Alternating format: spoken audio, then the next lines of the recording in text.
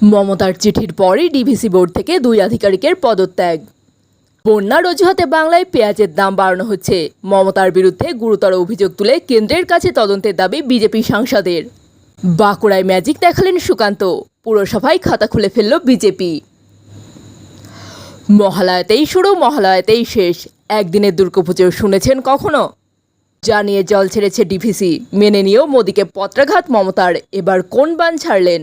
92 বছরে প্রথমবার টাইগার্সদের প্রথম টেস্টে হারিয়ে বিরাট মাইলস্টোন টিম ইন্ডিয়ার।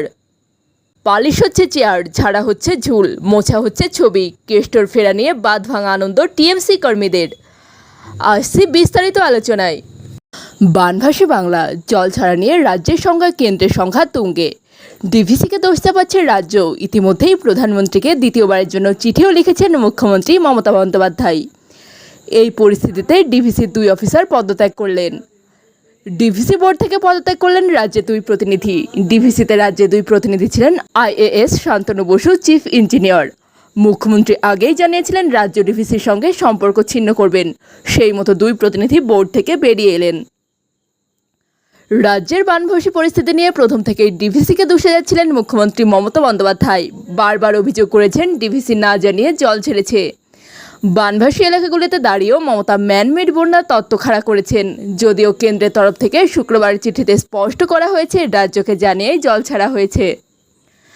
রবিবার দ্বিতীয়বারের জন্য চিঠি করলেন মুখ্যমন্ত্রী। তাতে রাজ্যের তরফে দাবি করা হয়েছে মাত্র 3.5 ঘন্টার নোটিশে জল ছাড়া হয়েছে। সর্বোচ্চ 2.5 কিউসেক হারে জল ছেড়েছিল ডিভিসি। যদিও বানভাসী এলাকায় দাঁড়িয়ে মমতা দাবি করেছেন 4 লক্ষ কিউসেকের বেশি পরিমাণে জল ছাড়া হয়েছে। ডিভিসির কমিটি থেকে রাজ্য সরকারি প্রতিনিধি তুলে নেওয়ার কথা চিঠিতে জানিয়েছেন মুখ্যমন্ত্রী। মুখ্যমন্ত্রীর চিঠি করার পরই বোর্ড থেকে বেরিয়ে এলেন এই 2 সদস্য। আসছি পরবর্তী খবরে। বন্যার অজুহাতে পশ্চিমবঙ্গে পেঁয়াজের দাম অস্বাভাবিকভাবে বৃদ্ধি করা হচ্ছে অভিযোগ করে কেন্দ্রীয় খাদ্যমন্ত্রী প্রহ্লাদ যোশীকে চিঠি লিখলেন পুরুলিয়ার সাংসদ জ্যোতির্ময় সিং মাহাতো। সরাসরি অভিযোগ তুলেছেন রাজ্যের মুখ্যমন্ত্রী মমতা বন্দ্যোপাধ্যায়ের দিকে। সরাসরি মুখ্যমন্ত্রীর বিরুদ্ধে অভিযোগ করে তার দাবি, প্রশাসনের মদতে কালোবাজারের মাধ্যমে পেঁয়াজের দাম অস্বাভাবিকভাবে বৃদ্ধি করা হচ্ছে। একই সঙ্গে তার আরও অভিযোগ, বন্যার অজুহাতকে কাজে লাগিয়ে অন্যায়ভাবে পণ্য পরিবহন বন্ধ করা হয়েছে। এই পেঁয়াজ দুর্নীতির বিরুদ্ধে কেন্দ্রীয় সরকারকে তদন্ত করার আবেদন জানালেন বিজেপি সাংসদ। একই সঙ্গে পেঁয়াজের দাম স্বাভাবিক করতে মজুদ পেঁয়াজ বাজারে আনার জন্য কেন্দ্রীয় সরকারের কাছে দরবার করেছেন সাংসদ। এরই মধ্যে বাংলার নানা প্রান্তে তৈরি হয়েছে বন্যা পরিস্থিতি। ডুবেছে বিঘার পর বিঘা জমি, জমিতেই পড়ছে শাকসবজি। যোগান কমায় দাম বৃদ্ধির আশঙ্কা করছেন কৃষকেরা। ত্রাণ নিয়ে চলছে হাহাকার। এরই মধ্যে এবার জ্যোতির্ময় সিং মাহাতো চিঠি নিয়ে শুরু নতুন চাপানোতর। আসছি পরবর্তী খবরে। তৃণমূল পরিচালিত বাঁকুড়া পুরসভায় খাতা খুলে ফেলল পদ্ম শিবির। বাঁকুড়া পুরসভায় 18 নম্বর ওয়ার্ডের নির্দল কাউন্সিলর অনন্যা রায় চক্রবর্তী যোগ দিলেন বিজেপিতে। নির্দল হিসেবে নির্বাচিত হওয়ার আগে তিনি ছিলেন তৃণমূল কাউন্সিলর। প্রসঙ্গত 2022 সালের নির্বাচনে বাঁকুড়া পুরসভার 24টি আসনের মধ্যে 21টি আসনে জয়ী হয় তৃণমূল। দলীয় টিকিট না পেয়ে নির্দল প্রার্থী হিসেবে লড়াই করে জয় ছিনিয়ে নেন বিক্ষুব্ধ 3 প্রার্থী। এদের মধ্যে অন্যতম ছিলেন বাঁকুড়া পুরসভার 18 নম্বর ওয়ার্ডের অনন্যা রায় চক্রবর্তী। যদিও নির্দল হিসেবে জয়ী হলেও পরে বিজয় মিছিলে মমতা বন্দ্যোপাধ্যায়ের ছবি কোলে নিয়ে পথ হেঁটেছিলেন অনন্যা রায় চক্রবর্তী। প্রাক্তন এই তৃণমূল কাউন্সিলর তারপর থেকে নির্দল কাউন্সিলর হিসেবেই কাজ করে আসছিলেন, কিন্তু এবার ছন্দপতন। শনিবার সন্ধ্যায় বাঁকুড়া নারী সুরক্ষা মহামিছিলে অংশ নিতে গিয়ে কেন্দ্রীয় শিক্ষা প্রতিমন্ত্রী তথা বিজেপির রাজ্য সভাপতি সুকান্ত মজুমদার বাঁকুড়ায় যান। তারপরেই হয়ে যায় দলবদল। সুকান্তর হাত ধরে বিজেপির পতাকা কাঁধে তুলে নেন অনন্যা রায় চক্রবর্তী। অনন্যার দাবি, সম্প্রতি আরজি করের ঘটনার পরিপ্রেক্ষিতে রাজ্যে যা হচ্ছে তা দেখেই বিজেপিতে যোগদানের সিদ্ধান্ত। এখন বিজেপি থেকেই কাজ করতে চান। যদিও পাল্টা আক্রমণে নেমেছে ঘাসফুল শিবির। তৃণমূলের কটাক্ষ, ওই কাউন্সিলর বিক্রি হয়ে গিয়েছে। এখন জমি মাফিয়া হিসাবে ভালো করে ব্যবসা চালাতেই ওই কাউন্সিলর বিজেপিতে যোগ দিয়েছেন। আসছে পরবর্তী খবরে। বাংলায় বন্যা পরিস্থিতির জন্য ডিভিসিকে দোষে প্রধানমন্ত্রী নরেন্দ্র মোদীকে চিঠি দিয়েছিলেন মুখ্যমন্ত্রী মমতা বন্দ্যোপাধ্যায়। সেই চিঠি দেওয়ার 24 ঘন্টার মধ্যেই কেন্দ্রের তরফে জলশক্তি মন্ত্রক দিয়েছে পাল্টা চিঠি। এই নিয়ে দ্বিতীয়বার আবারও প্রধানমন্ত্রী নরেন্দ্র মোদীকে চিঠি দিলেন মুখ্যমন্ত্রী।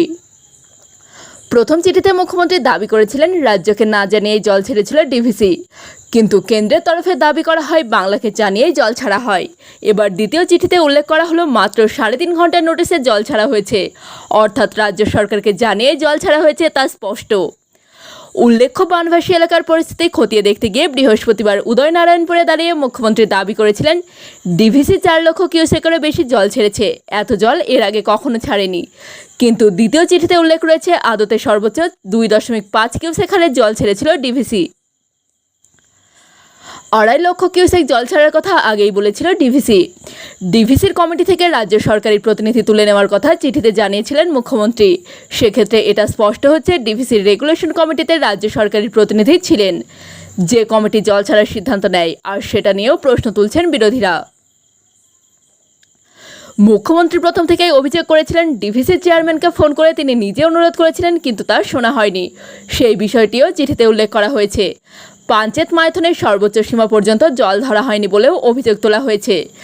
কিন্তু রাজ্য প্রশাসনের এই ভিন্ন মত নিয়ে ইতিমধ্যেই রাজনৈতিক শোরগোল পড়ে গিয়েছে। বিজেপি নেতা জগন্নাথ চট্টোপাধ্যায় বলেন, সামগ্রিকভাবে নিজের দায় ঝেড়ে ফেলে কেন্দ্রের ঘাড়ে দায় চাপাতেই ডিভিসিকে দোষ দিচ্ছে। তিনিও যখন ঘন্টার হিসেব দিয়েছেন আমিও দেব। যখন সবুজ সংকেত তখন সব স্বাভাবিক থাকে, যখন কমলা হয় পরিস্থিতি খারাপ হওয়ার ইঙ্গিত দেয়, আর লাল মানে জল ছাড়া হবে। জল যখন ছাড়ার পরিস্থিতি, জল ছাড়তেই হবে, উপায় কী? তবে জল ডিভিসি থেকে ছাড়ার পর প্লাবিত এলাকায় পৌঁছতে কতক্ষণ সময় লাগে তা একটা স্পষ্ট হিসাব দিয়ে দেন বিজেপি নেতা। তিনি বলেন, মমতা বন্দ্যোপাধ্যায় বলছেন 3 ঘন্টার নোটিশে জল ছাড়া হয়েছে, তবে আমি এটা স্পষ্ট করে দিতে চাই, পাঞ্চেত কিংবা মাইথন থেকে জল ছাড়ার পর সেই জল দুর্গাপুর ব্যারেজে আসতে সময় লাগে 11 থেকে 12 ঘন্টা। ডিভিসি আবার যখন জল ছাড়ে তখন বাংলার সেচ দপ্তরের ইয়ারমার্ক চাপাডাঙ্গার কাছে এসে পৌঁছতে সময় লাগে 26 ঘন্টা। আর চাপাডাঙ্গা থেকে যেখানে সবচেয়ে বেশি প্লাবিত হয় সেই উদয়নারায়ণপুর আমতায় জল আসতে সময় লাগে আরও 7 থেকে 8 ঘন্টা। সব মিলিয়ে দেখা যায় পাঞ্চেত কিংবা মাইথন থেকে জল ছাড়ার পর প্লাবিত এলাকায় এসে পৌঁছতে 46 থেকে 48 ঘন্টা সময় লাগে। এটা রাজ্য সেচ দপ্তরের মাপা হিসেব। আসছি পরবর্তী খবরে। টিম ইন্ডিয়ার মিশন বাংলাদেশ বা চিপকে সফল। ভারতের বিরুদ্ধে 2 ম্যাচের টেস্ট সিরিজে পিছিয়ে পড়ল বাংলাদেশ। নাজমুল হোসেন শান্ত দলকে 280 রানের বড় ব্যবধানের প্রথম টেস্টে হারিয়েছে টিম ইন্ডিয়া। আর সেই সুবাদে ভারতের 92 বছরের টেস্ট ইতিহাসে এক বিরাট মাইলস্টোন স্পর্শ করেছে রোহিত ব্রিগেড। কি সেই রেকর্ড! টিম ইন্ডিয়ার টেস্ট ইতিহাসে চোখ রাখলে দেখা যাবে অতীতে কখনো টেস্টে হারের পরিমাণকে ছাপিয়ে যেতে পারেনি ভারতীয় টিম। এবার সেটাই করে দেখালেন ঋষভ পন্থ, শুভমন গিলরা। এতদিন টেস্টে 579টি ম্যাচ খেলেছিল ভারত। বাংলাদেশের বিরুদ্ধে এই ম্যাচ ভারতের 580তম টেস্ট। তাতে জয়ের ফলে প্রথমবার টেস্টে হারের পরিমাণের থেকে জয়ের পরিমাণ বেশি হলো। ভারতীয় টিমের টেস্ট ম্যাচ জয়ের সংখ্যা দাঁড়ালো 179টি, হার 178টি ম্যাচে, ড্র 222টি ম্যাচে আর টাই 1টি ম্যাচে। এবার টিম ইন্ডিয়ার লক্ষ্য কানপুর টেস্ট জিতে বাংলাদেশকে সিরিজে হোয়াইট ওয়াশ করা এবং বিশ্ব টেস্ট চ্যাম্পিয়নশিপ পয়েন্ট টেবিলে নিজেদের জায়গা মজবুত করা।